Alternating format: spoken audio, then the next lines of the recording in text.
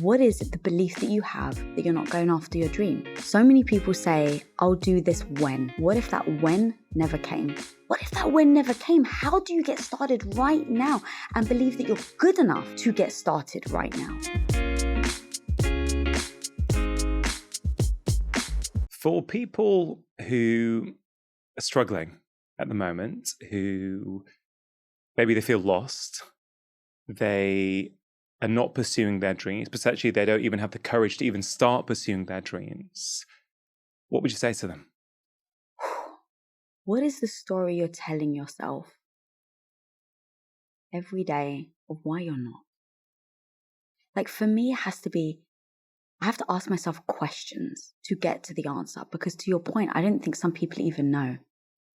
And so I think it's important to start asking yourself questions. Like, what is the belief that you have that you're not going after your dream? Is it you're not smart enough, you're not good enough, you don't have confidence, you don't have money? So many people say, I'll do this when. And so what I want to say is, what if that when never came? Would you still live your day today like you do now? That is powerful. It reminds me of something I read in your book about confidence. And many of us think that, we need to achieve certain things in order to become confident. Mm-hmm. Whereas in the book, you've reframed that and say, that actually it's by doing new things, you're going to get the confidence. Yeah. Can you unpick that for people? Yeah, this is beautiful actually, because it goes with the when. I used to say to myself, when I was stuck for 8 years, I thought my purpose was putting clothes out for my husband and cooking for him.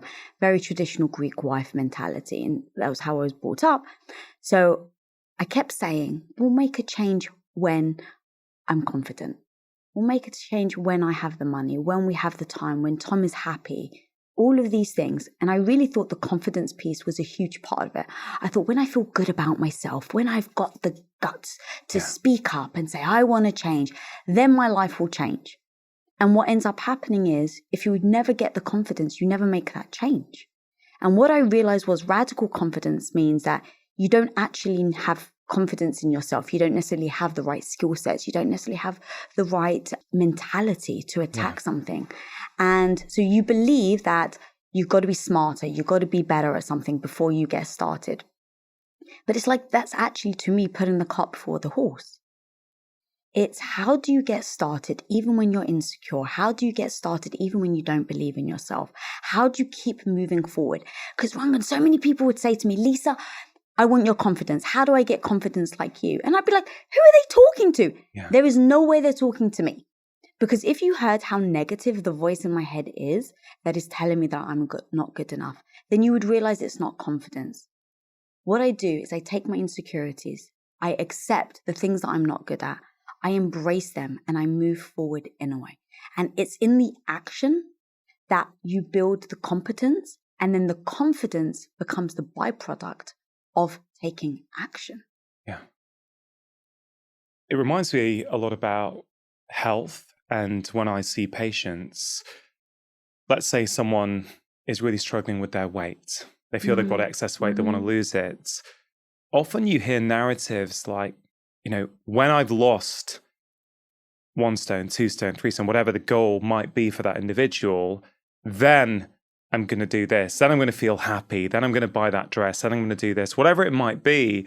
And what I've learned in 20 years now of seeing a lot of patients is that that's the wrong way around. Mm-hmm. You've got to like who you are now. You've got to accept yourself who you are now in order to lose that weight. And it's kind of, I feel like you're sort of saying a similar kind of thing, but not through the lens of health, through the lens of confidence and achieving our goals, achieving our dreams. 1,000%. And it's how do you hold 2 competing ideas in your head at the same time to motivate you forward? Yeah. So let's just take wealth and health. So it's, maybe you do want to lose weight, and maybe you're like, hey, for health, for me to live longer, I do need to drop some pounds, but I'm good enough as I am. How do you hold those two? Because they seem like they conflict. But to me, you're 100% right. You have to say, who I am right now is beautiful. But I still hold myself to growing, to changing, to pursuing transformation, to pursuing the unknown. And if you can change your mentality, that then gets you to start acting. And it's in the acting that makes you realize I can actually love myself just the way I am. And yet I can still demand more of myself. I can still expect myself to show up every day, because I think that we think of ourselves as who you are today defines who you are. And I think that that's actually holding us all stuck. If I can say who I am today does not dictate who I can be, but it's still the foundation of where I'm starting from. Now, it's not about beating yourself up for where you are, right? We're all trying to change, and you even said when. What if that when never came? How do you get started right now and believe that you're good enough to get started right now? I really like that. It's not like self-denial. It's not about just imagining a future and going, yeah, that's the person I'm going to be. It's like, no, hold on a minute. I'm going to take step one, which is accepting who I am, warts and all, insecurities, all these kind of things, but then also opening and holding that possibility of change. Yeah, 100%. And I think because I used to beat myself up for the person I currently was. Mm-hmm. And that didn't serve me. It just made me feel worse about myself. Like, oh, look how bad you are at this. Well, look how bad you are at this. And it just made me spiral into a downward spiral of thinking negative thoughts about myself. But if I can say, oh, Lisa, who you are right now doesn't define you. It just means that's where you are in your timeline. Yeah. And so if you can just admit and be honest, candidly and beautifully honest with yourself, the great news with that is now you can actually lay a path to where you want to go without beating yourself up. Now, it allows me to pour out of myself and look into the future. And so when I'm able to do that and say, who I am today is just an accumulation of all the things that I've done in the past, then that also means that everything that I do right now can become an accumulation of the person I'm going to become. And it's that mindset, that reframe allows me to accept myself and at the same time still push myself to want more, still push myself to achieve more. And it's in the growth, it's in the learning, it's in the falling and getting back up that I've learned to attach my identity to, because that becomes unbreakable. Every time I fall, if I say to myself, but Lisa, you're the person that can get back up, allows me to always take a dent, but never to be on my knees and stay there. You write about being the learner in the book, and I've had the fortune of speaking on many occasions with your husband, Tom. Yeah. Tom talks about this a lot as well, this idea of taking on the identity of a learner. Mm-hmm.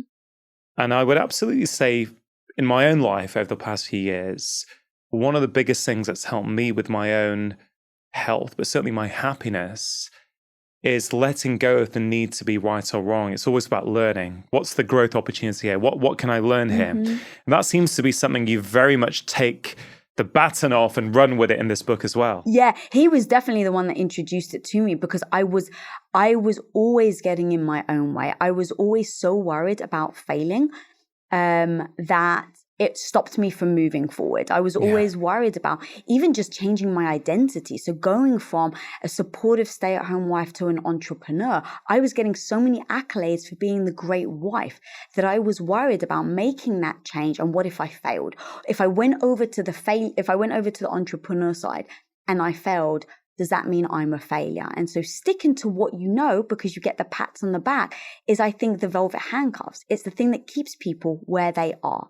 And so, but being the learner allows you to come out of that and say, if I'm the learner and I step into, let's say, this room, and there's 10 guys and I'm the female entrepreneur that doesn't have any experience, and I walk into this room, there's 10 other male entrepreneurs that say that have got experience, I would be petrified.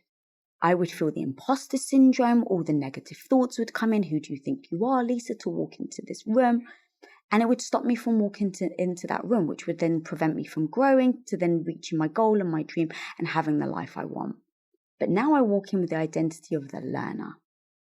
If someone knows something more than I do, what do you think? I was like, oh my God, tell me more. Yeah. Because I'm the learner. I want to learn from you. If I make a mistake and someone corrects me, there's no more ego involved, because as the learner, I actually like the fact that I've been corrected, because my North Star is learning. Yeah. So I realize that all my insecurities, by shifting my identity, instead of being the best at this or amazing at this or being the best Greek wife, I was like, if I'm the learner, nothing can touch me from progression. I think if everyone adopted the identity of the learner, we'd see a lot more harmony and peace in the world, less biting at people, less fighting, less protection of ego, all those kind of things, which I think cause a whole host of problems. Lisa, you are someone who is incredibly successful. And from the outside, there were some really quite poignant bits in the book which surprised me. Ooh. Because from the outside, I think we can perceive successful people as having all their stuff sorted out. I want to delve into some of those stories in the book. But before that, could you maybe explain for my audience who may not be familiar with your journey, how did you go from growing up in London with a traditional Greek upbringing to now living in LA and being the co-founder of a $1 billion company? Can you talk us through that a little bit to give us an understanding of where you were and where you currently are? Yeah, absolutely. So growing up, Greek Orthodox in North London, had massive dreams to be a movie director in Hollywood. And so that was my dream. I want to be the first female to win an Academy Award. And so I wanted to study filmmaking, and my dad didn't want me to. My dad's very traditional Greek, so he was just like, study something like math or science, be a doctor. And so I was like, I didn't want to be a doctor, but we just started arguing. And after a couple of weeks, he was like, well, you're going to be a stay-at-home wife anyway, so it doesn't really matter. Now, at the time, I was like, at least I got what I wanted, but it was definitely a subliminal message of what, as a young girl, was expected of me. So I go to film school. I'm just super excited that I get to go to film school. I meet Tom. I had this summer course that was in America. So I come to America for 8 weeks. My teacher happens to be Tom. So he was actually the office guy when I first got there. And then a week in, my teacher had a wedding to go to. Yeah. So Tom stepped in because Tom was also teaching film. And so he's my teacher. So he just ignores me, which of course makes it even more interesting to me. We then go out on our first date. And literally, he was the complete opposite of what I expected in the guy, or what I normally dated, complete opposite. So he rolls up, he's straight from work. I'm used to a guy who's got the cologne on, he's like got the gel in his hair. He just rolls up straight from work.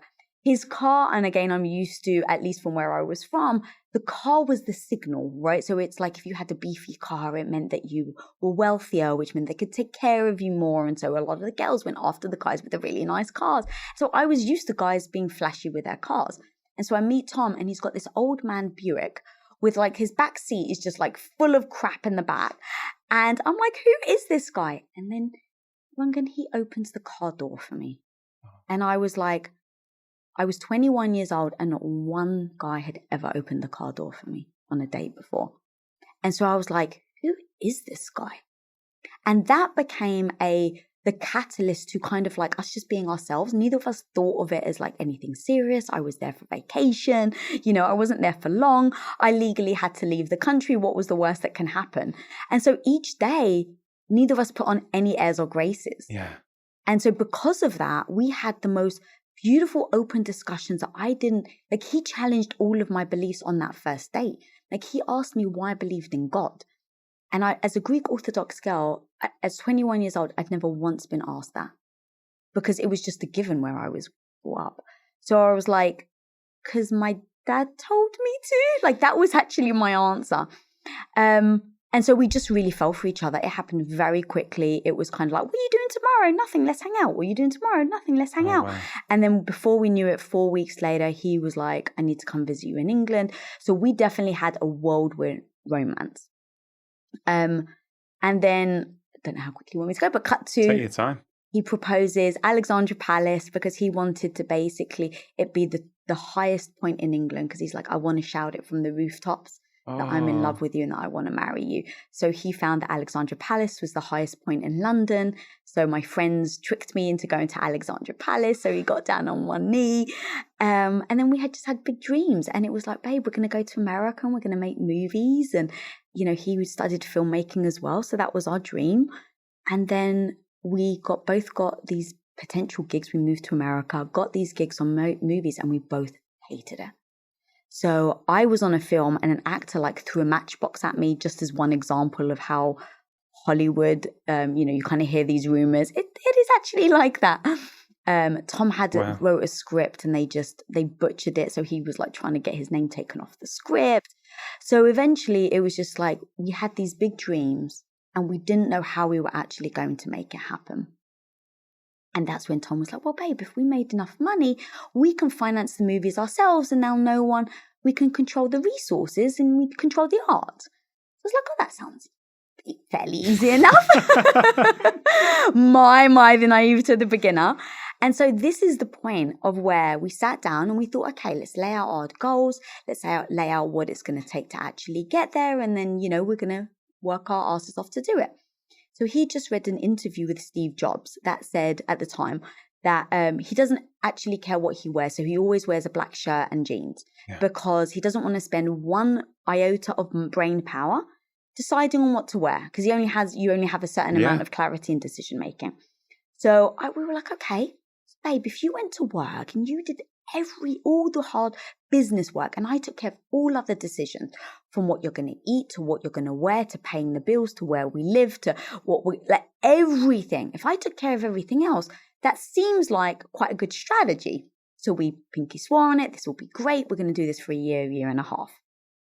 So he found these entrepreneurs. They had built a company and he's like, oh, they've built a company before. I'm going to work with them. And they said to him, you can see yourself as any type of position that you want in the company. If you see yourself as a business partner, then show up and act in accordance and you'll be a partner. So Tom took them seriously, which meant we played a game called No Bullshit, What Would It Take? Yeah. Now, No Bullshit, What Would It Take is a game that you play when you say you want a dream and then you assess what it's actually going to take to get to that dream. Because how many of us, let's just take weight again for health, will say, I really, really want to lose X amount of weight, but they don't show up to do the work. And then maybe a year down the line, like my mum is a perfect example. She kept saying, I can't lose the weight. I can't lose the weight. But when you saw her actions, they weren't aligned in what she said she wanted. Now, how many times do you think she beats herself up over the fact that she couldn't lose the weight? Every day. I can't do it. I can't do it. But the truth is she can. She chose not to. So when you play the no bullshit, what would it take? Let's just say it means you have to, let's say, that Coke that you love drinking every day, you're going to maybe have to take that out of your diet. You maybe have to walk 3 miles a day. Let me go back to my example with Tom. What would it take for him to go out and earn enough money?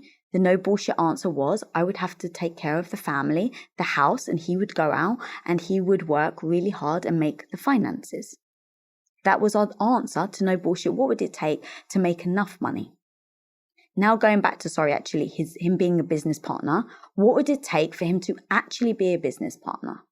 And so we said, okay, well, right now we live an hour away. If you're a business partner, you need to be in it, which means that in an emergency, you've got to be there within, Tom said 7 minutes. I don't know why he had 7 minutes. He just said 7 minutes. I was like, fine, let's just say the 7 minutes. And we're like, all right, no bullshit. It would mean that we would need to live by his business partners so that we can get there within 7 minutes. Because if there was a business emergency, 7 minutes is an acceptable amount of time. Okay, what else? No bullshit. I would have to stay home and take care of all other decisions so he can go all in on business. So this was the life that we created based on the game that we played. And then we just said, are we willing to do it? And that's the beauty of the game. You don't actually have to say yes. So if you were to say to somebody, in order for you to lose 20 pounds, you would have to do X, Y, and Z. And then it's up to the person to decide whether they actually want to do it or not. But at least they have the information. So we played this game. Great. We're both in. We move. So literally we were time from his business partner's apartment to everywhere we looked to see if it was less than 7 minutes. So we called it the Steve Jobs effect. So we went all in on the Steve Jobs effect. And so for a year and a half, I was cooking, I was cleaning. He was working from the moment he woke up to the moment he went to bed, all in pursuit of a goal that we said we wanted. Now, what ends up happening very often, I don't know if your listeners can relate to this, but you say, I'm just going to sacrifice for a while. It's just going to be a year. It's not going to be that bad. And then something happens. Yeah. And then you convince yourself, it's just another year. I'm going to sacrifice, of course. It's just for another bit. And then what ends up happening is you keep sacrificing over and over and over again. And what you realize is you've sacrificed for everything and everyone else except yourself. And that's what ended up happening. I was sacrificing for everybody else, for the pursuit of Tom's dream, for movie making, but it never was like I never looked at my life and said, you keep sacrificing, but at what point do you stop sacrificing for your unhappiness, for your happiness? When do you stop? Yeah. And that ended up being me stuck at home, perpetually cooking and cleaning for my husband for 8 years. To the point he would wake up, his clothes were next to him in bed. He would put his clothes on, he would go to the gym, he'd come back, his work clothes were waiting by the shower. Yeah. He would get changed, he would walk out with a lunch bag. And so over those 8 years, I became stuck. Now, I never hit rock bottom. How many people do you know make a change because they hit rock bottom? That's what jolts them into action, right? That's what sparks them. That's what motivates. Well, I've got nothing else to lose. I may as well go for it. But when you're like someone like me who didn't have it, like I didn't hit rock bottom. At the first year and a half, I was just using gratitude. Like, it's so beautiful. Look how I'm so grateful. I don't have to work. My husband's out. Like, yes, I'm cooking and cleaning, but I've got a husband that loves me. I've got a roof over my head. By year 2, as I started to be like, is this really the life you want? Yeah. I used the gratitude again. But Lisa, how grateful are you? Don't worry your sadness. How grateful are you?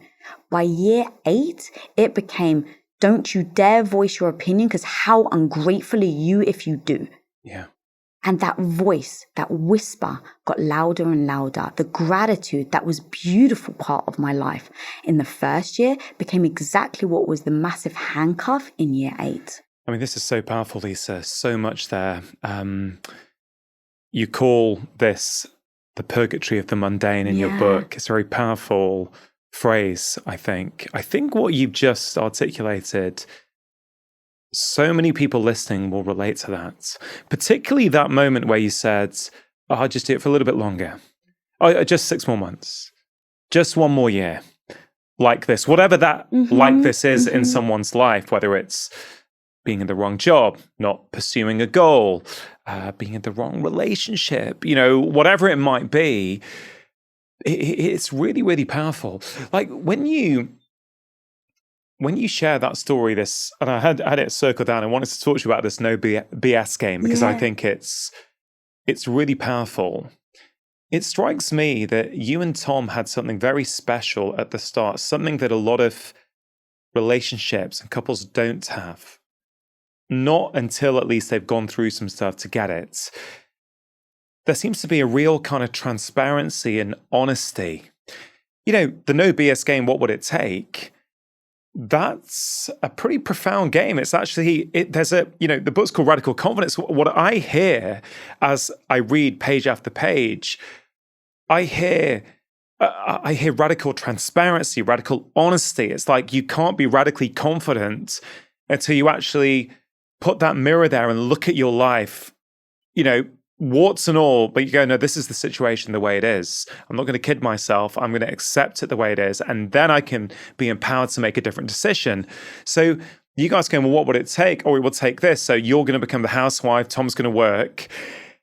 A lot of people wouldn't do that. And I think, is this a similar game that you played around your intentional decision not to have kids? Yeah. Because this is also very powerful. I think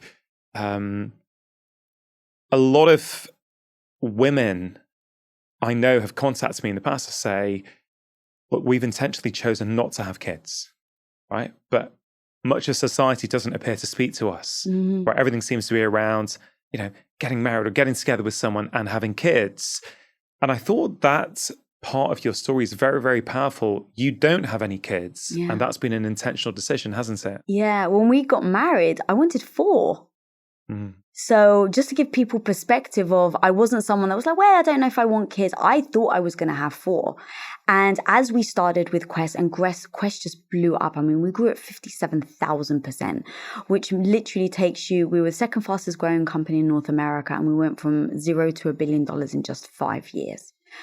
So that's real growth. And so in that growth, I went from shipping bars off my living room floor as the good supportive wife one day to 2 years later, I had a shipping department of 10,000 square feet, 40 employees underneath me alone. And I had zero education running a department or being a leader or anything. I would spent 8 years at home.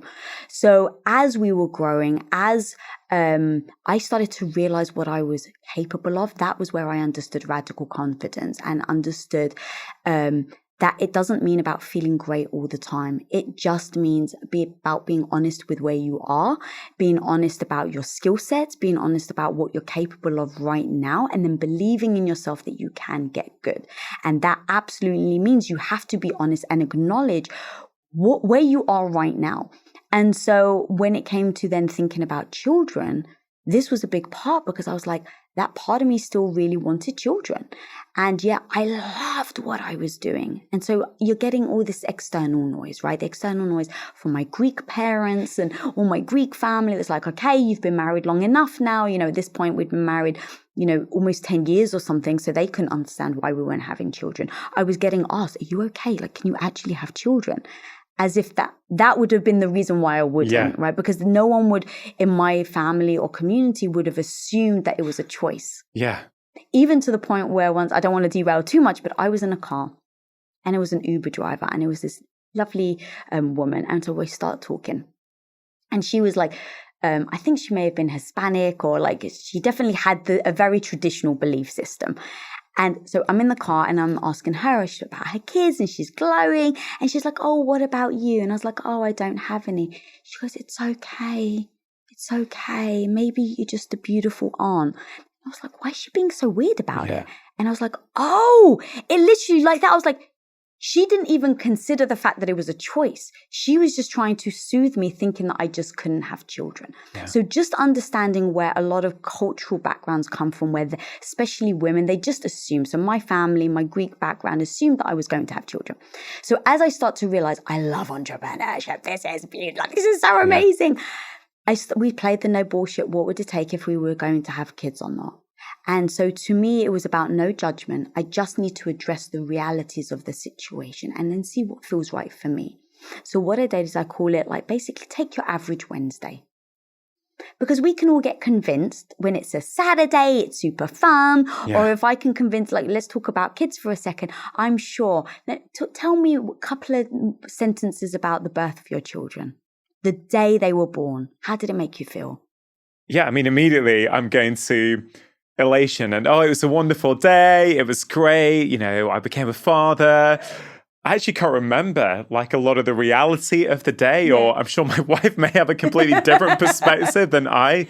But it reminds me a little bit of when you ask, or when I ask patients, tell me about your diet. They don't tell you their worst day. They give you the best day. Oh, yeah, no, I have this. It's the same kind of principle, yeah? Do you know what I mean? Exactly. Yeah. So we all know, again, going back to just be radically honest with yourself. Honest. We all freaking know that we can convince ourselves on anything of why it's amazing. Yeah. Right? So it's like, I totally know. I can completely convince myself why I should have children. From a kid, I was like, oh, but the baby kicking inside me. A little Tom running around with his ears. Oh my God, like, come on, I could like melt right now. And so I understood the power of focusing on something beautiful. And so I was like, what would an average Wednesday look like? I actually need to see what my life in totality would look like. And is it the life I choose? Because unlike a business where you can just like, oh, I actually don't like doing this anymore. I'm going to change. I'm going to pivot, right? It's like you've got so many accolades, right? And you still do a podcast. So it's like you grow, you evolve. There's new things that you want to try out. But with a kid, there's no like going back. There's no like changing it. It's like once you have a kid, you've had the child. Yeah. And so for me, I was always like, I was very aware of that. So we played the no bullshit. What would it take? Look on like an average Wednesday to have children. And so I saw 3 options ahead of me. Option number 1 is I am a stay-at-home mother. Yeah. Option number 2 is I'm a working mother. And option number 3 is I don't have children and I'm just a working lady, woman, whatever you want to call me, lady. Lady, call you lady. Yeah, I'm a lady. So I said, okay, with all transparency and honesty, I have to sit with Tom and ask him what kind of father he wants to be. Because whether I'm a stay-at-home wife, whether I work, I need to know how he sees being a father. And so we sat down and he said, babe, you know the man I am. You know who you married. I'm ambitious. I'm never home at 6, 7 o'clock at night having dinner with the family. I'm working on weekends. You know, like I'll climb into bed and I may not have said 2 words to you all day. Like he's just like, so from Monday to Friday, I'm going to be incredibly ambitious, which means I'm not getting up in the middle of the night to feed the babies, even when they're newborn. I'm not going to be changing diapers in the middle of the night because I need my sleep, because I'm not going to be able to run a business or show up and crush my business if I'm exhausted. So he said, but I would love to spend time with him. I want to be an amazing father. So I'll spend time on the weekends. So I was like, great. He's just being honest. Like, take away the judgment. The man was just honest with me. Take away the judgment. That's key there, isn't it? Take away the judgment. Be honest. Yeah, because it's like, he's just telling me his truth. And now if I'm going to quote unquote punish him for telling me the truth, he's not going to be honest with me again. So I was just respectful. I was like, thank you so much for saying that. Now knowing his truth, what does my average Wednesday look like in these 3 buckets that I laid out? So if I'm a stay-at-home wife, I'm basically a single mother Monday to Friday. Yeah.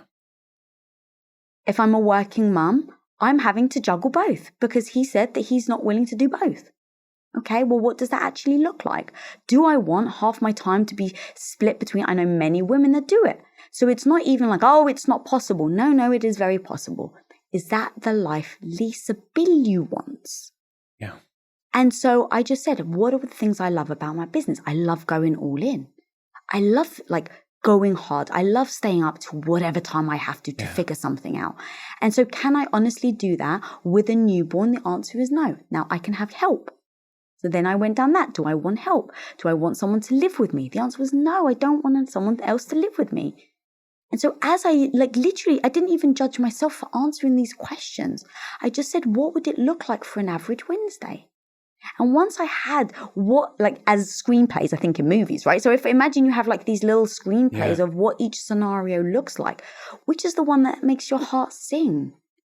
And mine was the one I was already in. It was the bucket I was already in. It was the not having kids and going hard for my business.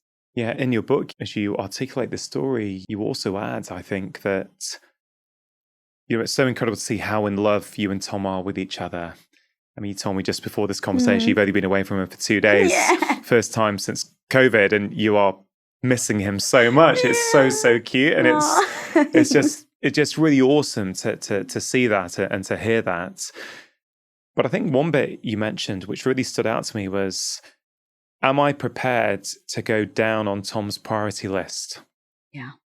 Because if he's running his business Monday to Friday, if he's going to spend all weekends with the kids, then there's going to be less time for me. Mm-hmm. And again, there was no emotion with it. It was just logical transparency and honesty. And you thought, no, I'm not prepared to do that. And my question, Lisa, is where does this come from? Because many people never do that exercise. They end up having kids because they think that's what they should do. That's what their parents did. That's what they see their friends doing. So they end up down that route. And then often, let's say, using the example you've given, by not having that conversation, let's play that out. You didn't have that conversation. Let's say you ended up having kids and you've never had that conversation. And then Tom's busy working Monday to Friday. Resentment, frustration, anger. These sort of things build up all the time because people have never played a game like that and been that honest. Do you know what I mean? Yeah. I think it comes from the fact that we both come from divorced parents. Now, my parents divorced when I was 8 years old. His parents divorced when he was an adult. But we both were very open about the experience of divorce and how we felt about it. And we were very transparent. As we don't agree that couples should stay together if they're miserable for the sake of the kids. I think that actually can become more detrimental to the child. Now, look, I'm not an expert. I don't have kids, but this was our conclusion. So it's okay, we've seen where divorce leads. We think his parents were unhappy for a very long time and neither of them spoke up. So we definitely don't want to go down that rabbit hole. My parents divorced when I was quite young. And then they just had to figure out their dynamic after they divorced. So my mum went from giving up her job that she loved to be a stay-at-home mother. And, she admits that she loved her job and she was so saddened. So kind of understanding just and talking to other people with experiences on relationships. That was just step number one. Then we came together and we said, do we just agree that our North Star is being happily married for the rest of our lives? Not married for the rest of our lives, happily married for the rest of our lives. Do we just agree on that? The answer is yes. Amazing. If we have the same goal now, we have to be aligned on how to get to that goal. Yeah. And that alignment means what? Do we agree that we're always going to be honest even when it's freaking tough? Yes. Do we agree that we will never apologize even when it's easier to say you're sorry and end an argument? Yes. We make these rules before we're there. So even it was maybe a month ago now, and I actually started laughing. We were in the middle of a debate or something, and we were going back and forth. Yeah. And Tom was like, you know what? It'd be so much easier if I just said I was sorry right now. He's like, but I know I can't, and it was just he just admitted it. And I was like, yeah, if you're not sorry, you can't apologize. And so we just kept talking about it, because what ends up happening is if you're just trying to shut the argument down, or you're just trying to, this is too much hassle, you're sweeping it under the rug. It will come back later. It will come back. And it's I'm sure you know the marshmallow test, right?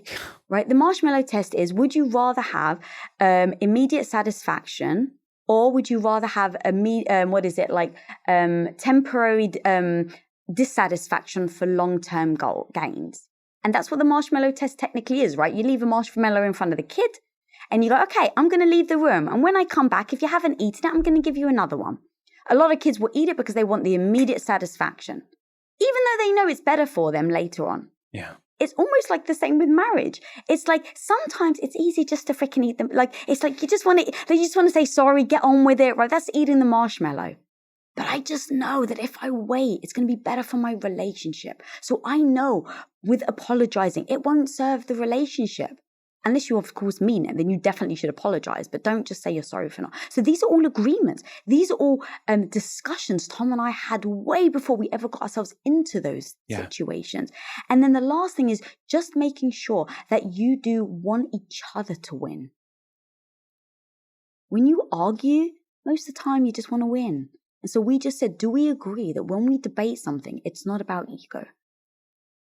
And you've got to freaking leave your ego at the door, because let's face it, it doesn't really matter who's right or who's wrong. If we both have the same goal, don't we just want to be aligned? And so it's about giving yourself a different perspective, a different way to think about it, making rules that before you get there, you've already got these rules in place, and then just utterly respecting each other and never using each other's vulnerabilities against each other. Yeah, it's about intentionality, isn't it? It's about being very conscious about what decisions you're making, what choices you're making. It's wonderful to hear. And I think a lot of people around the world who watch you and Tom, especially when you're interviewed together about your relationship, you see a lot of the comments. People find it very, very helpful. There's a real transparency, honesty, and that thing about wanting each other to win. I think that's very, very clear when people like me watch you both talk. It's you may not agree on everything, but you both have the same goal. Yeah. The same North Star. Yeah. In one of those conversations I watched on YouTube, I remember Tom saying, sometimes the arguments end up being really, really long because it would be easier to just accept something or say I'm sorry and just shut it down so you can have a nicer evening or whatever. But you guys at Seam have both learned that actually, no, we need to go through the ups and downs and let's get to the end with transparency and honesty so that we actually process this. We don't just, it's kind of same thing with health really on an individual level. When we suppress emotions, when we're not honest about them, they always come back to bite us, always.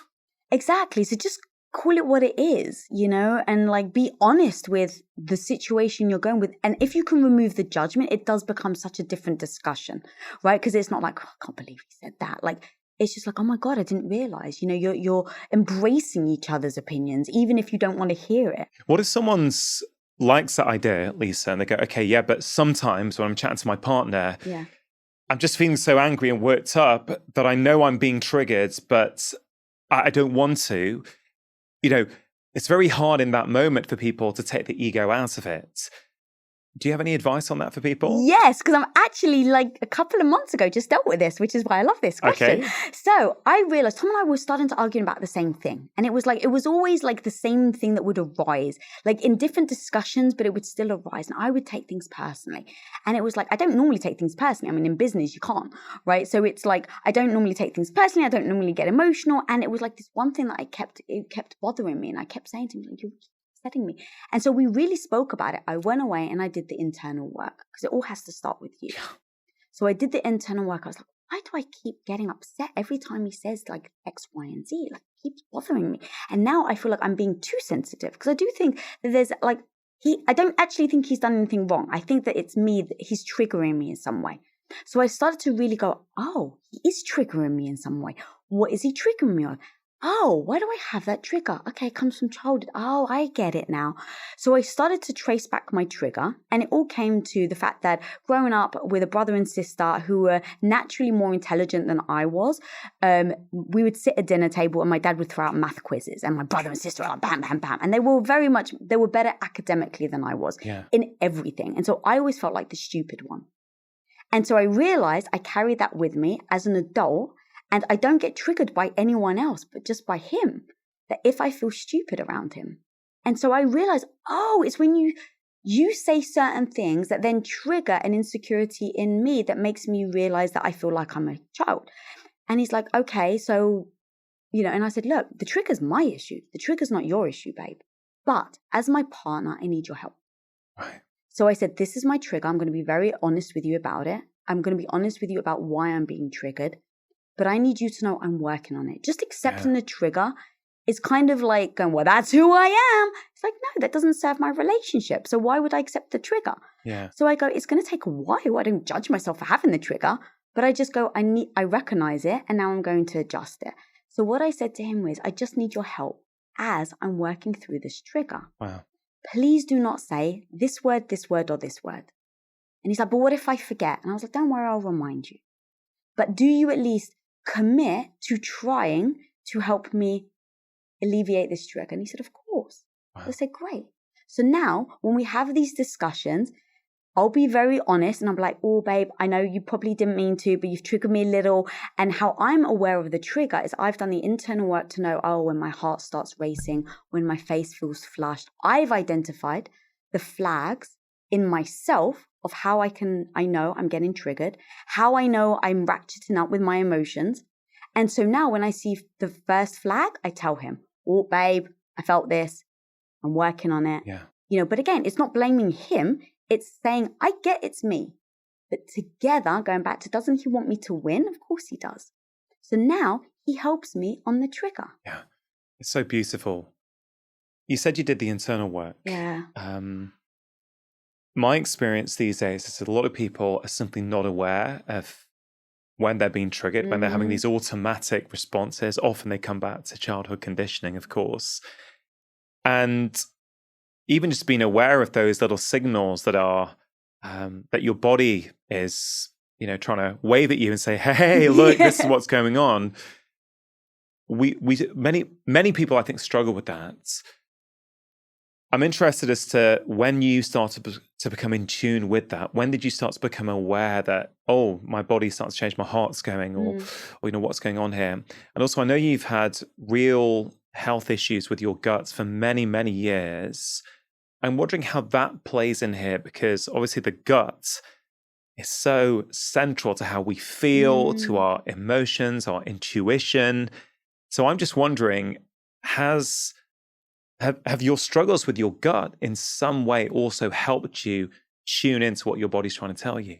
Oh, that's an interesting question. I didn't see you going that way with the question, because I was going to answer that my gut has made it worse for me to be in tune with my emotions, because for a long time, for about at least a year, I wasn't really able to eat much at all.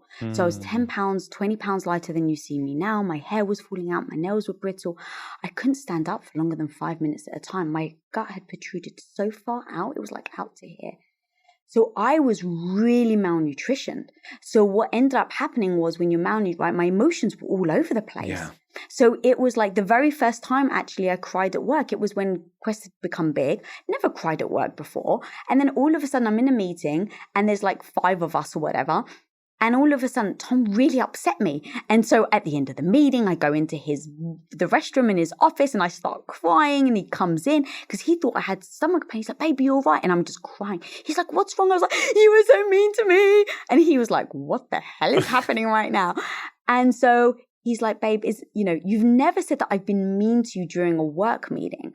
And I was like, yes, but you were so disrespectful, right? And I couldn't see the reality of the situation because of my gut. Yeah. And so he very eloquently walked me through it because do you trust the person that's the messenger, right? Yes, I'd been married to Tom at this point for like 10 years. So I knew who he was. So when he was saying, babe, is it possible that right now you don't see that you're being emotionally reactive because of your gut?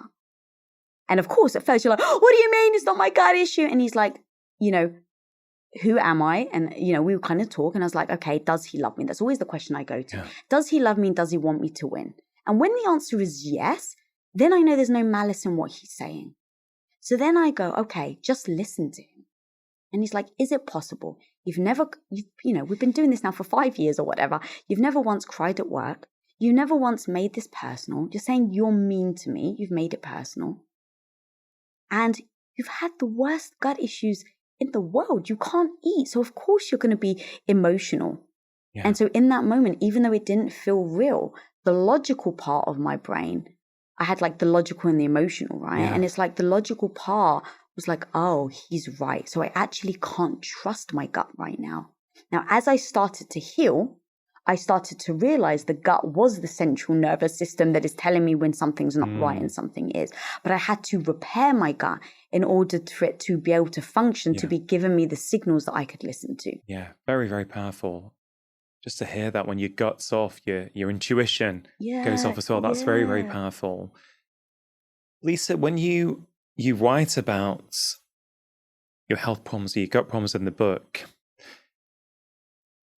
you get to this point where you talk about them being 100% your fault. Yeah.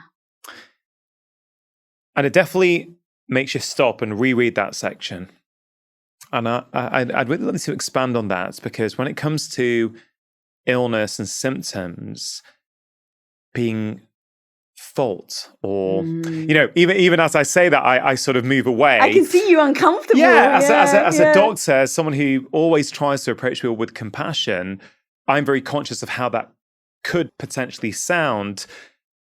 Having said that, I think you write about it beautifully in the book, and it's definitely not about blame, but the message I got, it was about responsibility and agency. Can you maybe speak to that a little bit? Because I think it's very, very powerful. Yeah, so the reason why I use fault is because it triggers me to act. And words are powerful. So I think if a word triggers you and makes you feel badly about yourself, stops you from acting, makes you retreat, then you definitely shouldn't use the word fault. But use a word that gets you to move forward, to take the agency. Like, what is that word for you? Now, word fault stings a little enough for me to want to take action. Yeah. So that's why I use the word fault, but 100% I'm with you. Do not use it if it becomes triggering and it makes you want to backtrack. Now, the reason why I recognize it was all my fault is I'll tell you the story of when it first happened. Yeah, please do. It was one of the most beautiful, most exciting days of my life. Quest Nutrition had become $1 billion company. Tom and I, in days where we were really struggling to build the company, we would go on drives around Beverly Hills and we would look at all the beautiful houses. And we would actually even argue about like what type of house we would buy, as if we had like a Ford Focus.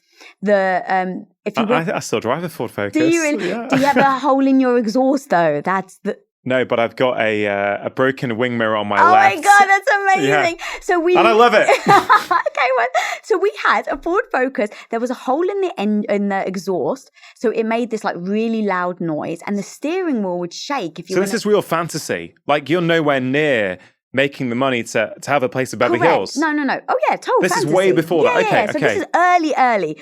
We're what the hell are we doing? We're in hairnets. We're giving up our lives. We don't see our family anymore. We sacrifice. We're in this forward focus that if you go over 60 miles an hour, the steering wheel would literally shake. And so we would drive around Beverly Hills and that would be our motivation. So for me, I like to have a feeling. I can't just have a dollar number. That doesn't appeal to me. So I wanted a feeling. So I'm a 90s chick. So I was like, babe, I want to get a waterfall and I want to do one of those 90s hip hop movie, music videos where I pour Dom Perignon on my body and I twerk for you. I was like, that's the dream right now. That's the dream. So cut to, Chris finally becomes huge. We finally get the money. We actually buy a house in Beverly Hills. It actually has a waterfall. I actually have a Dom Perignon bottle in my hand. The dream is freaking real. And so I'm standing there. I take a gulp of champagne and that, my gut felt like it erupted. I had no idea what happened. I scrambled. I was like, I didn't want to tell Tom because I didn't want to ruin the occasion. So of course I run and I hide into the bathroom. I was like, what the hell is going on? Now, let me give you some backstory. Leading up to this, for 15 years, I had a very unhealthy relationship with food. I thought fat was bad. I thought carbs were bad. I didn't want to get fat because I was so insecure that I tried to stay as skinny as possible. So I basically ate protein and, vegetables. And I thought that I wouldn't allow myself to eat certain foods. And so what happens is when you get more and more restrictive, as you know, 70% of your immune system is carried in your gut. I'm saying that to a doctor. So I'm like, oh, that is right? That's what I've been told. And so I started getting sick. And so every time I was getting sick, the doctors were giving me antibiotics. And so I would take them. Now you do that for 15 years. Right before my gut erupted, that last year or two, I was probably on antibiotics 3 or 4 times a year. And my gut just got worse and worse. But I was like, it's fine. It's just me, right? How many of us are just it's just me. It's just me. I don't need to go to a doctor. It's just me. Well, that day was the most beautiful day of celebration and the worst day of my life. That was the day that started my entire health journey. After that day, I couldn't stand up for more than 5 minutes at a time for at least. I couldn't wear a bra. My husband couldn't hug me. I could barely eat anything. I was on a fatty protein diet. So I could just about digest fatty beef, lamb, pork, coconut oil, and salt. If I put a pepper on my food once, I was in so much agony, Tom almost rushed me to the emergency room. So just to really give people an idea of how bad I was. I mean, my face was just so gaunt. And I kept blaming the doctors. I was like, well, the doctors gave me the antibiotics. It's all the doctor's fault. So I was going to the doctors to fix me. So I was literally going to the doctors like, can I take a pill? What have you got for me? What can I do? What can I do? Yeah. Give me whatever's going to fix me. And I just kept saying fix me. Now, there's one day that is, we've got this photo shoot going on. So this lasted for years, the gut issues. So I'm on set, still dealing with my gut issues, never knowing when it's going to flare up or not. And I'm on set. And all of a sudden I have a massive flare up where it literally, it almost drops me to my knees. I can barely breathe. So I try not to do it in front of the team. I excuse myself. I run upstairs into my bathroom. I fall to the floor on my knees and I'm clutching my stomach. And I'm like, I need my husband to get me. I can't breathe. I need my husband. Now, Tom and I have rules. And the rule is, because we're business partners as well, we have rules that if I call him 3 times or if he calls me 3 times, it means we're calling as the spouse. And that means you have to pick up. Doesn't matter who you're with. It doesn't matter what you're doing. If you're interviewing the President of the United States and I call you 3 times, you drop what you're doing, you answer the call. That's just the agreement we have. And we've never needed it until this moment. So I call him. I'm like, I need my husband. I'm on the floor. I'm clutching my stomach. Call once, he doesn't answer. I call twice, he doesn't answer. I'm like, okay, he's going to come and help me the 3rd time. I call him the 3rd time. He doesn't answer. And I'm like, oh, crap. How the hell am I going to get up? I need my husband. And in that moment, I was like, I don't need him. I want him, but I don't need him. Lisa, you are your own freaking hero. Get the F up because you can save yourself. And that moment, that idea, that mindset turned into every aspect of my life. So when I then looked at my health, I was like, I'm turning to the doctors to save me because I'm blaming them. What if this was actually all me? The doctors didn't force antibiotics down my throat. I swallowed them. When the doctor said, you know what, I probably shouldn't give you this many antibiotics. Not once did I ask why, and not once did I go home and Google what happens if you take too many antibiotics. So here I was blaming the doctors, not taking any ownership over it. And what I realized was the knock-on effect was that I wasn't taking ownership over healing myself. And so now if I just pivot and go, oh my God, this is all my fault. That is beautiful because now I can change. I'm not waiting for someone else to save me. I'm not waiting for someone else to fix me. That changed how I showed up every day. That changed everything about my health. I took full ownership over it. And what that meant was I immediately got out a diary. I bought an Oura ring. I got a continuous glucose monitor. And I started to make correlations between how tired I was. When I was on paper, I was getting like 10 hours sleep. But when I correlated my continuous glucose monitor with my Oura ring, I was noticing I was plummeting down into the 40s. And my Oura ring, I could see would disturb my REM sleep. Wow. So I was like, well, no wonder I'm tired. I'm having these crashes in the middle of the night. I don't realize I'm having these crashes. It's disturbing my sleep that I don't realize is disturbing my sleep. I think I'm getting 10 hours sleep. I'm waking up exhausted. I have zero brain clarity and I'm forgetful. Wow.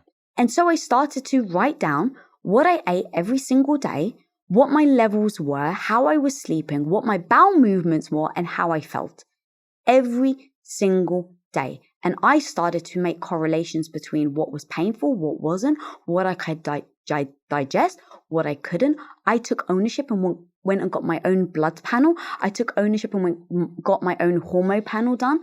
That's how you go from looking outside yourself for someone to come and help you and then saying, it is all my fault. I am my own hero. Yeah, it's so powerful. Firstly, that day, the day where you guys find out you are owning a $1 billion company. Mm.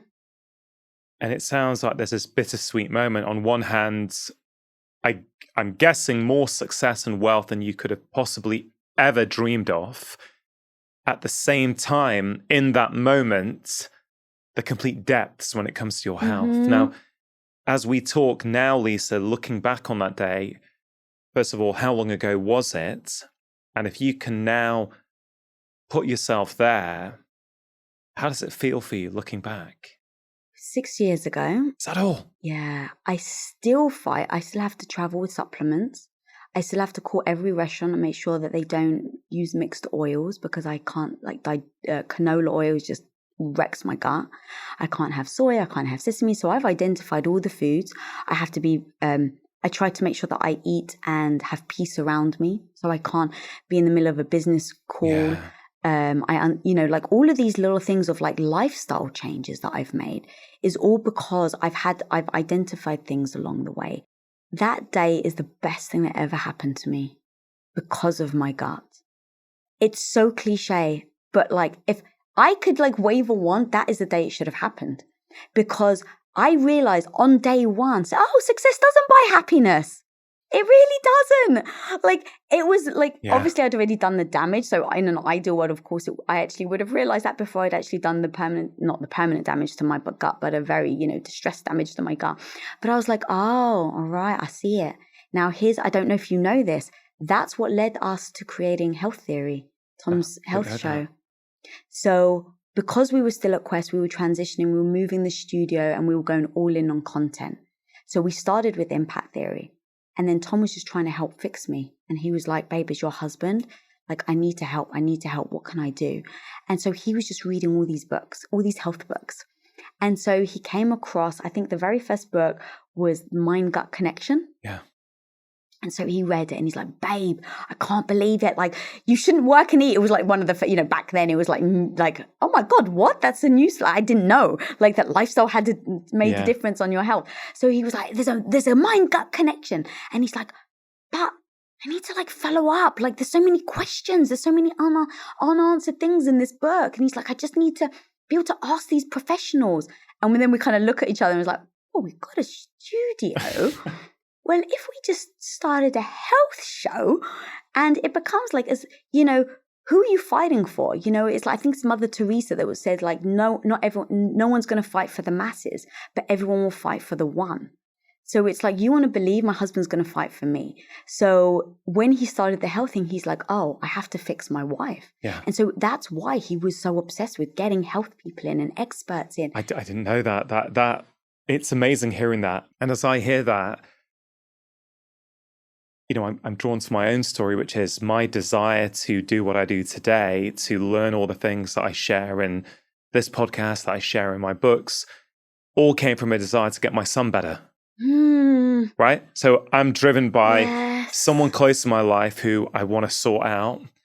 That drives me. Tom's driven to get his wife better. Yeah. That drives him. It's amazing how many people that we know and we see and we like to learn from have got that strong personal motive. So that's powerful to hear. The other thing that I found incredibly powerful from you was that in that moment, you firsthand had arguably one of the most powerful lessons anyone can have, which is success, material wealth does not buy happiness. Yeah. Because I'm guessing, I don't want to put words in your mouth, so maybe I'll just put the question to you. Is it fair to say that in that moment, and maybe the following weeks when you are struggling with crippling gut pain and gut symptoms, is it fair to say you would have traded in some of the wealth? Yeah. Oh, perfect God. gut? Yeah. Well, so here's the thing. It's interesting because as long as I can keep the mindset I have, because the perfect gut wouldn't have taught me so many lessons. And so if I traded the money in for a perfect gut, like it was those moments where I was like, oh my God, this is all my fault. That was after 2 years or so of like freaking trying to figure out things out, try different things, go to the doctor, to the point like I was just blindly listening to the doctors and I wasn't even going back to trusting your gut. I had spent, the only thing I said was like, fatty beef was the thing that actually, like I can actually eat it and it not distress me out. And I go to a doctor and he was like, they did an allergy test and they're like, you're allergic to beef. You shouldn't eat beef. And I was like, what? No, that's all I eat. He's like, you need to eat raw vegetables. Now, I'd spent over a year at this point, I can't remember the timeline, but I'd spent so long realizing fatty beef was great for me and that vegetables weren't, especially raw. And when the doctor said, stop eating beef, eat raw vegetables, what do you think I did? I stopped eating beef, started eating raw vegetables, and it wrecked me again. I never listened to my intuition. I never listened to what felt right. Those are the lessons I take with me in relationships now, in business. It's all my fault, and trust yourself, trust your gut. Yeah. You know, I now understand the incredible wisdom that you packed into Radical Confidence. I understand it better. I understand where it comes from because actually the lessons in that book are really quite profound. Thank you. And what you said, Lisa, about even now, you're very careful with what you eat and you know you can't be rushing when you eat. Mm-hmm.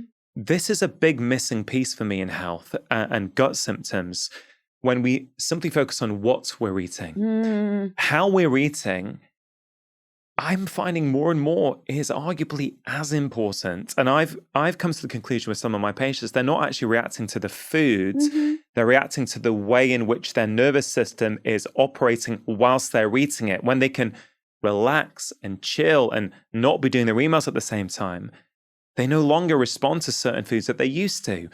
It's really quite profound. So hearing you say that you figure this out for yourself, I find that very, very empowering. Sorry to interrupt. If you are enjoying this content, there's loads more just like it on my channel. So please do take a moment to press subscribe, hit the notification bell, and now back to the conversation. Oh, it's literally, I would have thought, if you'd have said this to me 3-4 years ago, I'd be like, that's so woo-woo. Yeah. How does it make a difference on how I digest my food if I'm working? That's such a load of rubbish. And now I'm the biggest advocate. I'm the biggest advocate on self-care. And yet I go hard for my business. And yet taking care of myself is priority number one. So during the quest days, so I was grinding very hard. I felt like I had to work harder than anybody to prove my worth because I didn't feel worthy myself. And so I didn't take time off. I stopped. I love art. I draw. I stopped art. I stopped all the things that I enjoyed because I thought that I had to spend every hour on the business, and that's where I was going to get my validation from. So when my gut health just completely deteriorated, I was like, what are all the things? Like, how do I focus back on me, the self-care, the internal? And so I started to set boundaries. And so one of my boundaries was every Saturday morning, my phone gets switched off. I don't care who you are, you can't reach me. Every Saturday. And what I do is I just draw. Now, here's the thing. Even with my book coming out, it's like the amount of things that come at you as you know how busy you are. I had to sit there and go, Lisa, you're still going to draw. Now, I take like 5-6 hours and it's just me. And so first of all, let me actually back up. First of all, so when I first set the boundary, all of my family, all of our business, everyone was like, you can't do that. What are we going to do how are we going to reach you? I said, okay, let's take one thing at a time. If you're part of my business and something goes wrong, you've got Tom's number.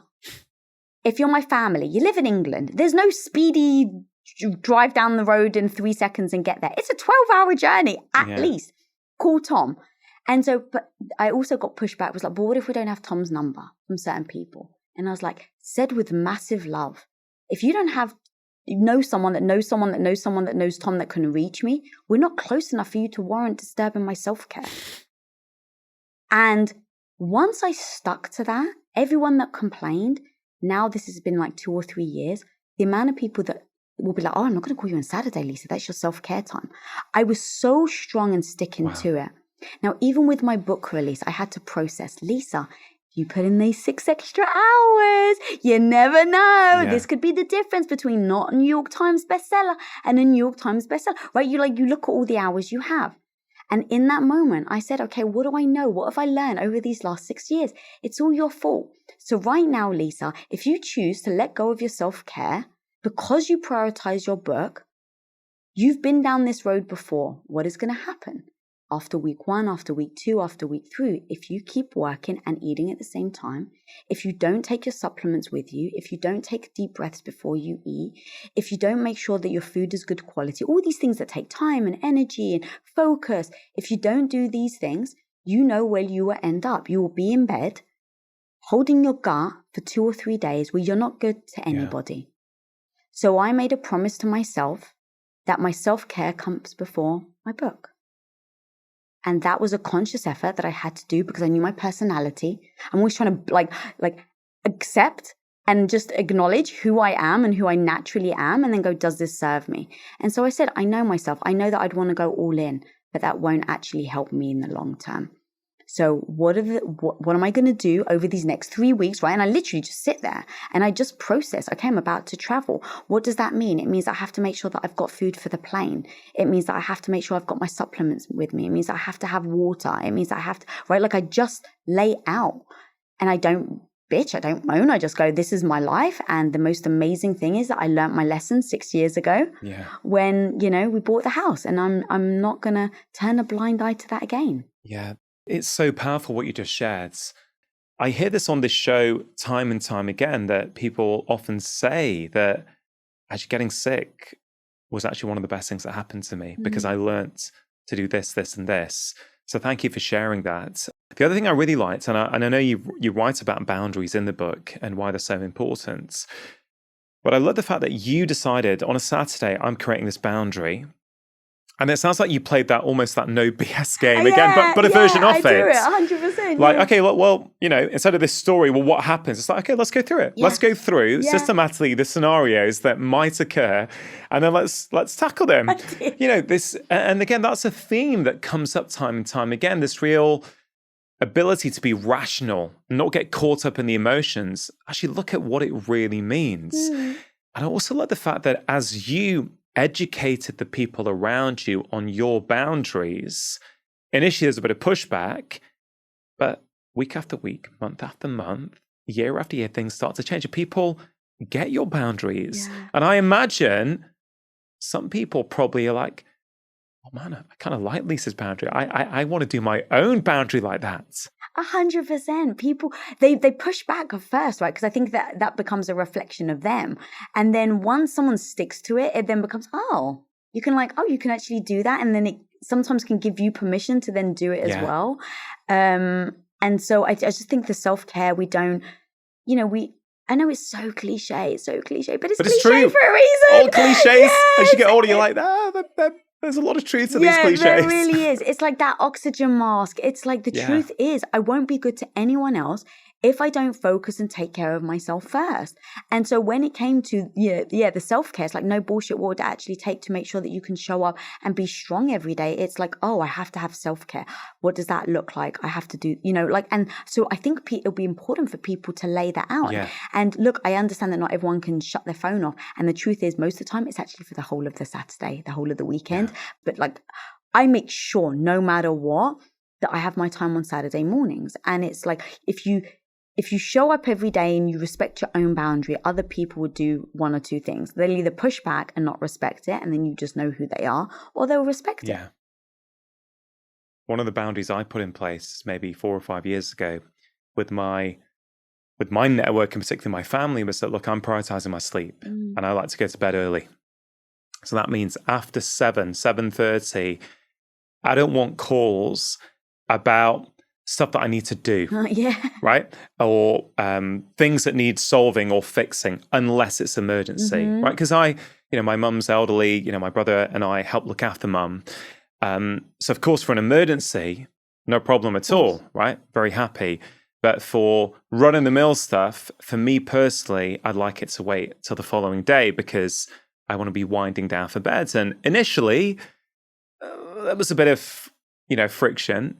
But now I can't even remember. I mean, it's just, everyone knows. Yeah. You don't call Rongan after 7. Yeah. Like, you just don't call unless it's something important. And it's amazing how quickly these things can change. Yeah. There's a few more things I wanted to talk about. I know I sort of hinted before about some of these stories in the book. Of course, people can get the book to read them all. One in particular that I liked was when Gary Vaynerchuk sent you and Tom an email and invited you to an event he was running. So maybe explain who Gary Vaynerchuk is in case anyone listening or watching doesn't know. And B, I'll tell you from my perspective, Lisa, I was shocked to read it in a really nice way. I was like, oh, Lisa's super successful. Her and Tom are this like power couple. And of course, Gary's invited them both to this thing. Why on earth was Lisa feeling insecure about that? Really, really powerful. Perhaps you could elaborate. Thank you. Yeah. So Gary V is like one of the big, I don't even know how you would describe I don't know either. The biggest entrepreneur on the planet, the biggest social entrepreneur. I'm not even sure, but he's just an incredible human. And he invited Tom and I, he sends this email and invites us. And before I can even respond, like I was like, oh yeah, I'd love to go. Tom emails back, no, sorry, I can't come. I was like, oh man. And I was like, well, he did ask both of us. Like, is it rude if I just like ask if I can go? And so I was unsure. So yeah, I go to Tom normally. We like bounce things off each other. So can I just clarify that? Please. You assumed that the invite was really for Tom, yes, I think. Yes. Even though it said, Dear Tom and Lisa. Correct. So is that an insecurity, do you think? No, they had worked together. Right. Now look, so here's the thing. I say we had worked with him before, but because I was behind the scenes, I was never in front of the camera at all. So I was definitely behind the scenes and not very well known. Yeah. So everyone knew who Tom was, but people were like, oh, you got a wife? Oh, she runs your business. It was kind of not that bad, but it was kind of like that. So he kind of knew me. I'd met him a few times, but it was definitely like people saw Tom was front and center.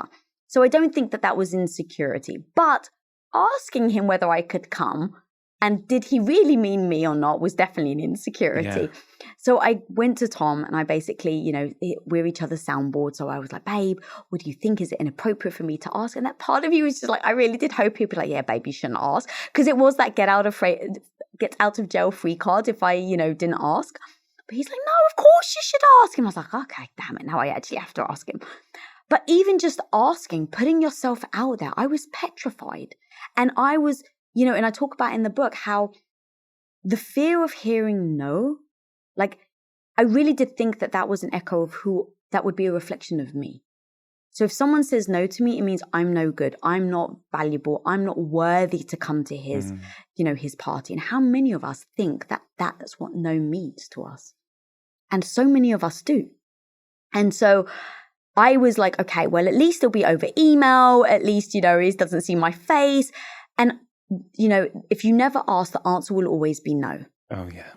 So I told myself that, okay, well, at least I need to ask because I know where it gets me if I don't ask, just where I am right now.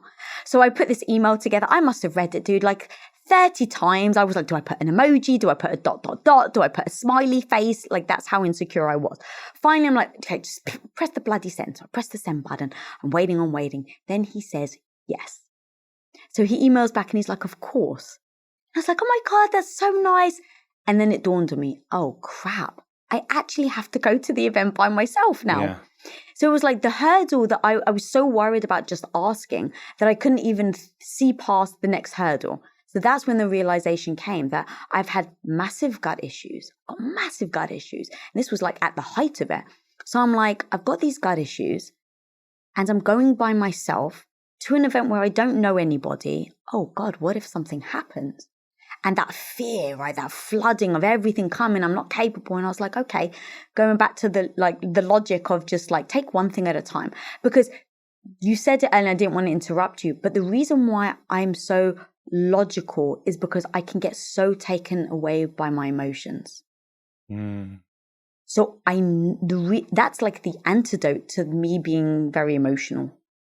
And so I recognize that if I just let my emotions take me away, I would never show up to anything.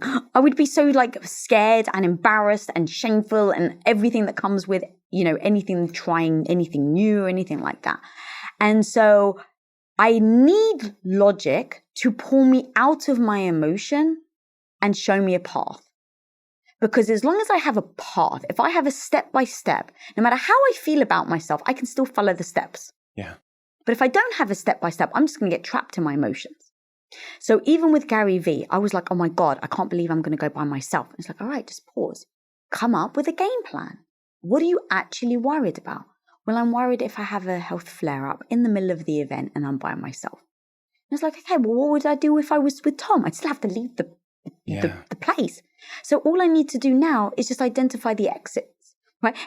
Identify the closest restrooms. Identify, okay, if I eat something unusual, it may come on unexpected. All right, Lisa, so don't bloody eat anything unusual. Well, hang on a minute. How am I not going to eat anything unusual? Take food with you in a cooler. Okay. So literally, I packed a whole cooler. I put packs in there. I took enough food for like 2 days. And so I just like literally took each thing that I was worried about, each thing that I was insecure about. And that's what radical confidence is. That's why I wrote the book. Yeah. Because people may go, but you turn, oh my God, I thought you were so confident because you went to the Gary Vee event by yourself. And the truth is, it had zero to do with confidence, but it had everything to do with radical confidence.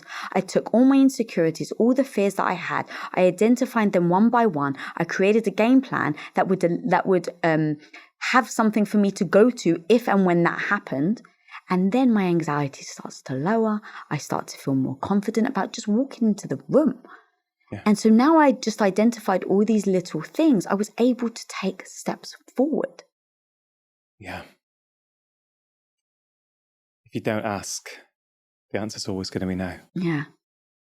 Such a powerful lesson, isn't it?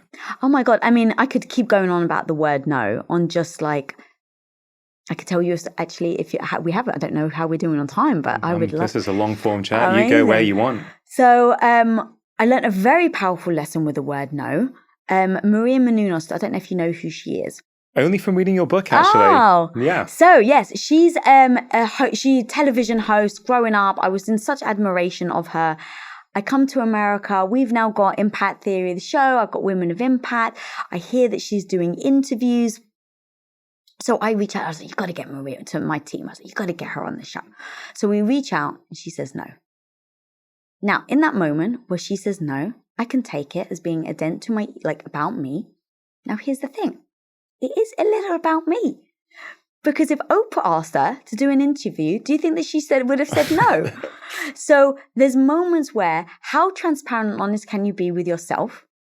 Yeah. And do you let that dent your ego and derail you from your goal? So when she said no, and I was like, okay, it may not be just about me, right? I can't just take it about I'm a bad person.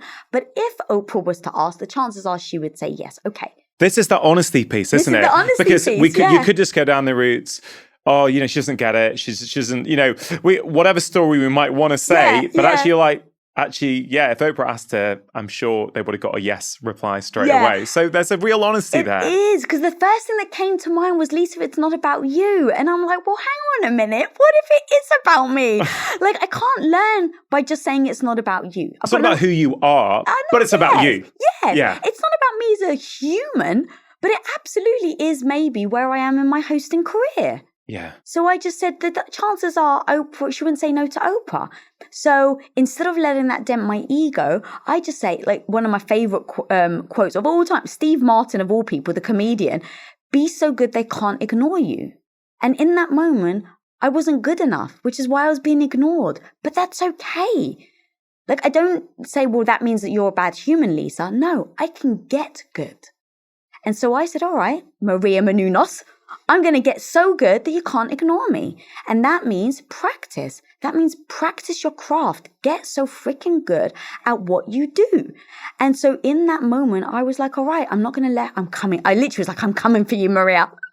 And so I spent the next year, I like to say wax on, wax off, like the Karate Kid, right? So like I was just practicing. I was getting good. I was like refining my skills. And then eventually it turned out she was doing a podcast and she had connections. So we got invited, me and Tom. So I was like, now's my chance. Now's the chance to blow her away.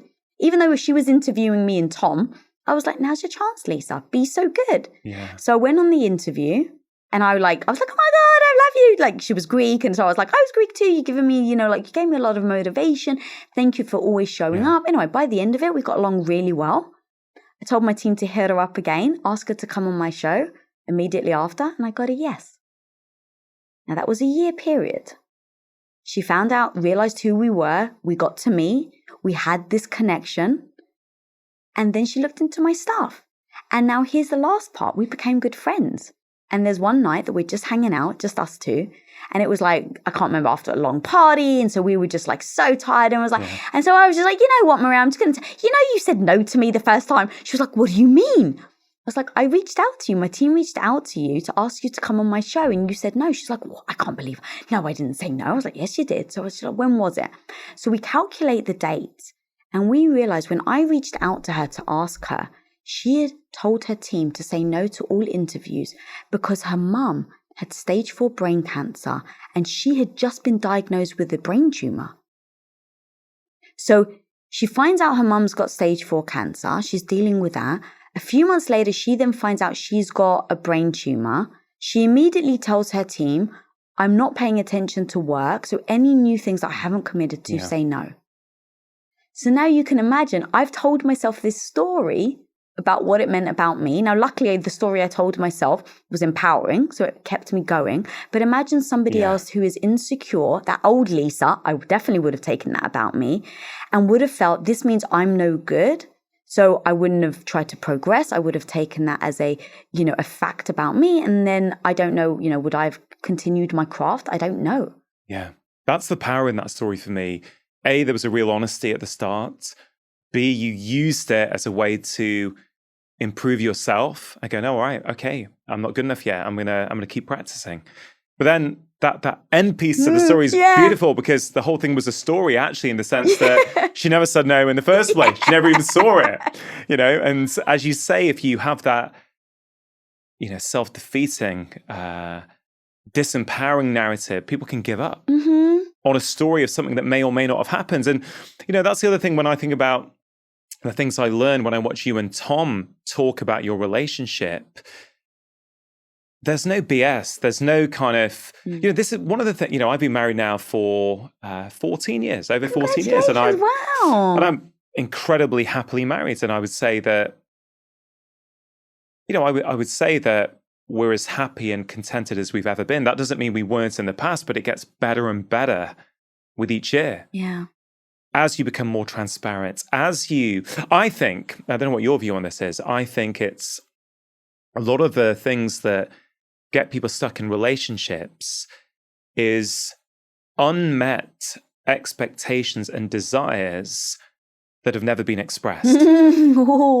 That we think our partner should know that this is how they should behave, because that's based on our experience and our childhood, but we never expressed it. Yeah. So we start getting annoyed with stuff that hasn't happened. Yeah. But your partner doesn't even know that that's your expectation in the first place. And, it comes down to communication, of course, but what's your take on that? 100%. Even now, Tom and I talk about base assumptions.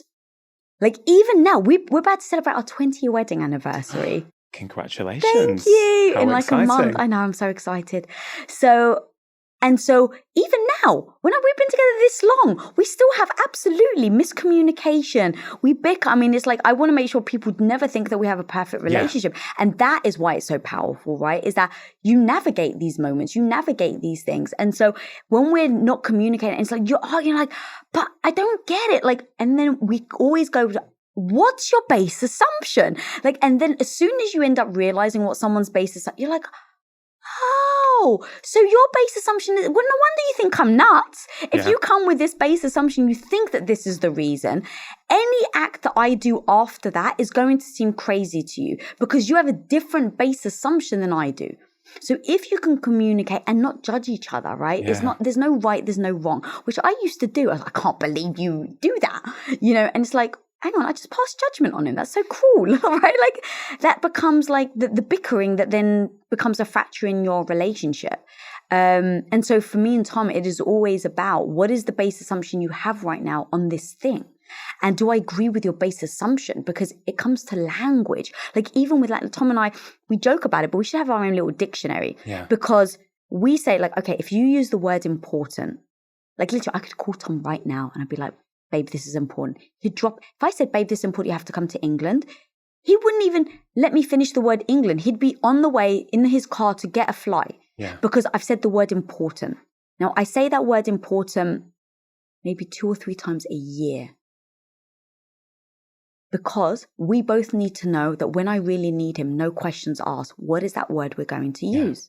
It's like the 3 phone call rule, right? It's like you have to be on the same page of the language you're using and the behavior. Like even when you're working with your partner, it was so tough because Tom works 120 hours a week. I mean, he's insane. I can't, my health, I just can't work that much. I don't want to work that much. So it got to a point where we were bickering because he kept asking me questions when I'm in my self-care time. Yeah. And I'd be switched off in the evening and he'd still be going. So he'd walk in the room and he'd like, babe, I need to ask you. And I'm like, I'm trying to relax. Yeah, but it's just a quick question. Hey, it's man. Never, right? My wife produces the show. Oh my God, perfect. So this is, there's a lot here that's ringing true. Okay. So now I go, we just keep bickering. And now it's just, we have different behaviors. So what are the things that we're going to agree on, whether it's words or behavior, that we can acknowledge that is communicating to each other in certain moments? So for instance, I said to him, you work way more than I do. I need you to stop coming to me when I'm in my self-care time. And he's like, but how do I know when you're self-care? When you work from your house, how do you know when self-care time ends and begins? And so I said, okay, have you ever been to a Brazilian restaurant? And I'm actually asking you, have you been to a Brazilian restaurant? I think once. Okay. You have these little things where it says meat, no meat. Oh, yeah. And so it's like if they're meat, they come up to your table. If you no meat, they leave you alone. So I was like, oh, let's do something like that. So babe, when I'm relaxing, I'm going to have a signal so that when you walk in the room, you don't even have to say words. You can just see if I'm working or not. So I did a lamp. And so I was like, when I've switched off for work and I'm now in my self-care time, I will switch the lamp on. So when you see the lamp when you walk in the room, that means that it's self-care. The very next day he walks in the room and he's like, hey babe, love you. And he sees the lamp on, walks out. I love that. You put a lamp on. That's just so fantastic. So it's like, right? Things like that. It's like, it seems so simple. It's this thing that if we didn't have that conversation and come up with a strategy, we may still be at each other's heads. It's about mutually agreeing rules, being transparent, having the conversation. The lamp works for you. It may not for someone else, but there will be their version of that. And as you said the word important, I thought of, Aesop's fable and crying wolf. Yes. And, I think it's very powerful there because if you use important every day, oh, this is important, this is important, this is important, then when it really is important, that word has very little value. Whereas you've agreed together, and that's key, isn't it? That you both agreed to this, you both signed up, this is our agreement. When I use the word important, it really is important. Yeah. I think that's really powerful. We'll even stop and be like, this is... I don't know if it's important. Let me have a think. I'll get back to you. And that's literally what we'll do. We're like, I'll get back to you if I actually want to use this word. Because to your point, you can't overuse it. And everything comes out with time, right? So it's like if someone's going to abuse the word, that will come out in time. If someone is going to respect the word, that will come out in time.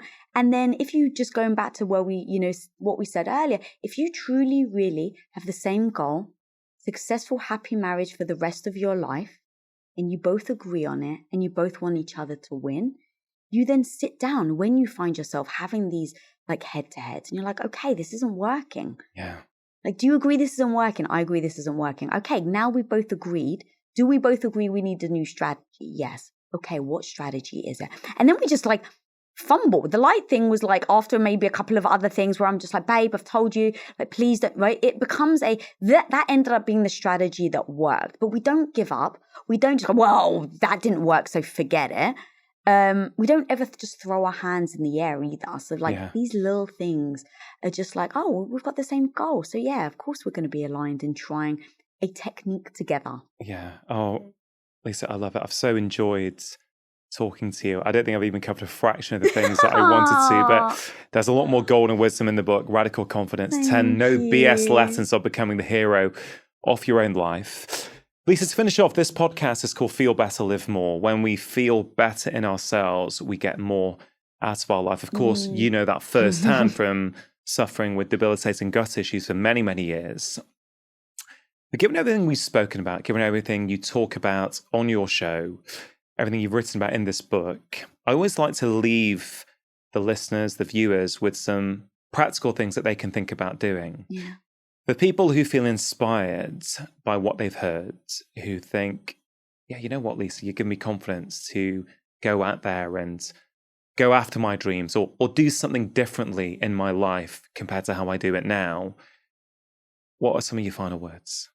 I think you actually need to be so concrete on what you're trying to achieve. Like, if I want to live my dream, what does that dream look like? What is that actually?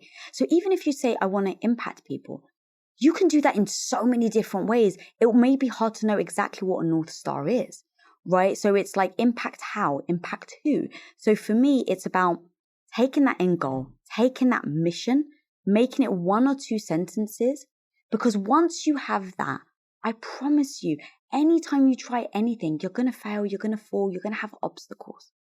So how do you know? How can you align yourself that you keep getting back up so that when times are tough, right? When you stop believing yourself, let's say they've listened to this, they feel really motivated. This isn't going to last, right? We all know, as much as we wish it would, it won't last. Your motivation won't be there all the time. So how do you keep showing up even when you don't feel good enough, even when you don't feel like it? You have to tie your idea and what you're trying to do to a goal and a mission.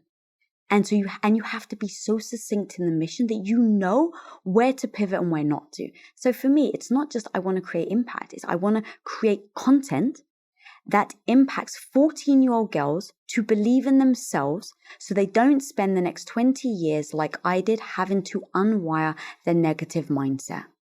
Now, I've become so tied to my mission. That's how I can say it so succinctly, because I need the what to create content, the who, the 14-year-old girl, and the why, so they don't spend their 20 years having to unwire a negative mindset like I do. Now, having my why, having my mission and my goal, now every day when I don't feel motivated, when I don't necessarily feel good enough, I just remind myself of what I'm trying to do. And then I give myself the grace to show up that day in a way that aligns with how I feel, moving towards that. Sometimes it's a toe. Sometimes it's a big giant step. Sometimes it's a leap. But not every day is going to be the same. But having that North Star so clear is where I believe everyone needs to start. So empowering, so inspiring, Lisa. I have loved talking to you. I really, really have. I think you're doing incredible things. The book's great. It's going to help so many people. Thank you for coming on the show. And I hope we get a thanks. chance to do this again at some point. Yeah, you get to chat with a hubby. I've just been glad that I get to hang out with you. Yeah, it's been brilliant. Thank you so much. Thank you. If that conversation resonated with you, here is another incredibly powerful one. So many people get stopped by procrastination. You know what you need to do. The issue is, how do you make yourself take actions